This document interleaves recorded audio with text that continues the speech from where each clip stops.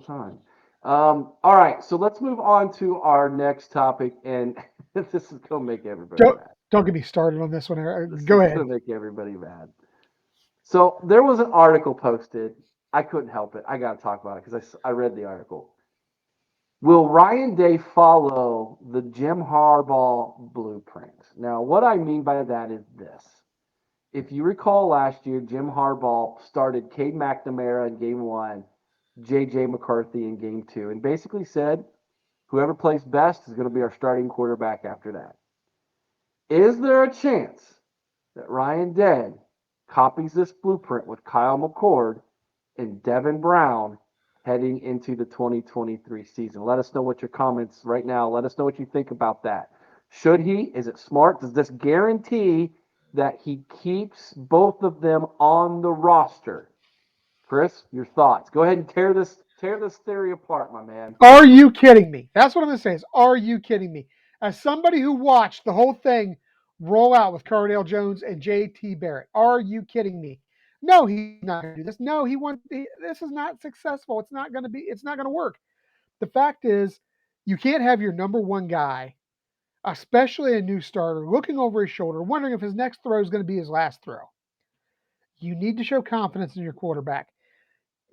Show him that you know he can get the job done. Your QB1 is your QB1 for a reason. And if you feel that you need to start two different guys so you can determine who the better guy is, A, you probably should not be a coach at this level. And B, neither one of these guys should be qualified to start at this level. I mean, this is Ohio State. This isn't, I don't know, West Texas A&M. This I is, wondered where you were going to go with that. well, I was going to say something that was just, inappropriate for the show, but no, either McCord or Brown needs to establish himself as the starter. It needs to be done before the end of spring ball. Even though Ryan Day is not going to tell us who it is until August, he doesn't want, the other guy, like you said, bolting off the roster. We're not going to know till August, but the fact is Ryan Day is going to know. There is no way that he's going to do this. One guy starts game one guy starts game two. Crap. It is crap. So Ryan Day understands quarterbacks. He understands the quarterback psyche. He isn't going to pull a Harbaugh. He's going to know who his starter is when spring camp breaks. Bank on that. And again, we're not going to know till August, but Ryan Day will. There's no way he starts a guy one day or one game, then starts a different guy the second game.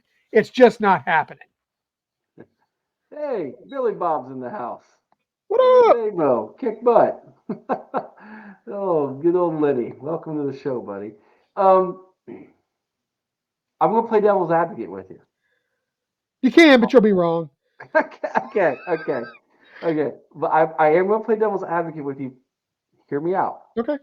What if we really don't know what we have in Devin Brown until it's on the field, a la Joe Burrow? This is the thing, and everybody's. I've heard that argument mentioned years, the last couple of years, Eric.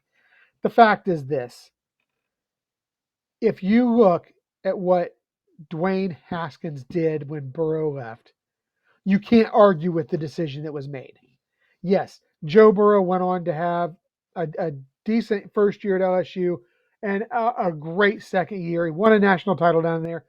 Kudos to Joe Burrow. I'm not even a Bengals fan. I love Joe Burrow. I root for this guy when he's playing, as long as he's not playing my Browns. I think Burrow was a super talent, but the fact is, you can't argue with what Dwayne Haskins did either. He went on to only have one of the best single seasons in Ohio State history. So yeah, you may not know until they take the field what you've got somewhat, but I just don't. I don't think that Ryan Day can play this game. I think that we saw, and he saw how it played out with JT Barrett and Cardale Jones. We managed to go out there and screw up two good quarterbacks by doing it.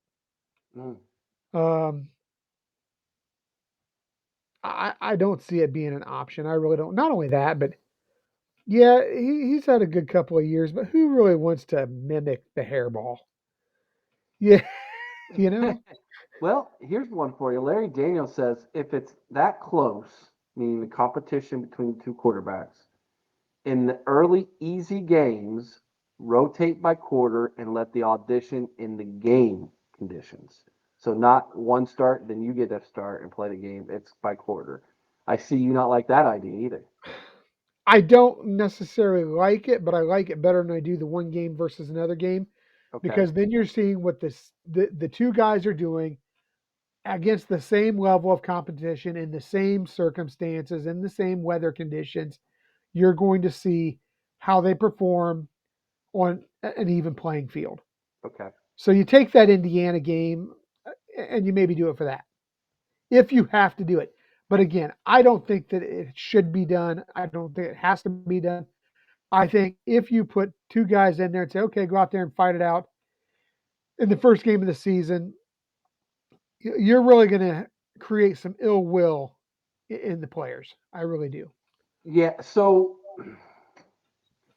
one of the things that I have a complaint with Ryan Day, and far be it me to complain about someone who knows more about football than I ever will, but when he gets those backup quarterbacks in, he pulls the reins back so much Yeah, he that doesn't let now the we're in a offense go. situation where Kyle McCord has basically just handed the football off in his college career.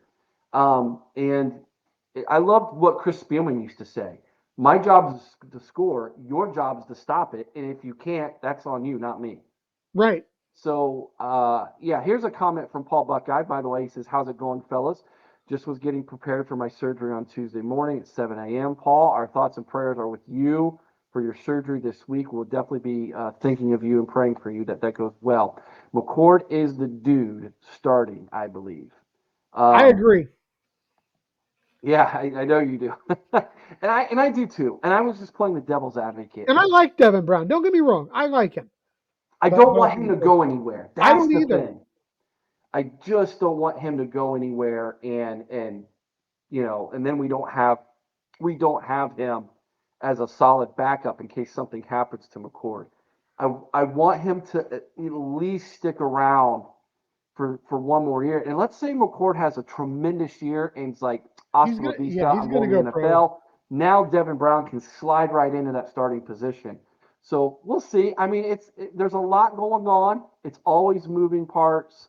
Nothing is ever black and white with this stuff. There's always a lot of nuance to these things. So it is what it is.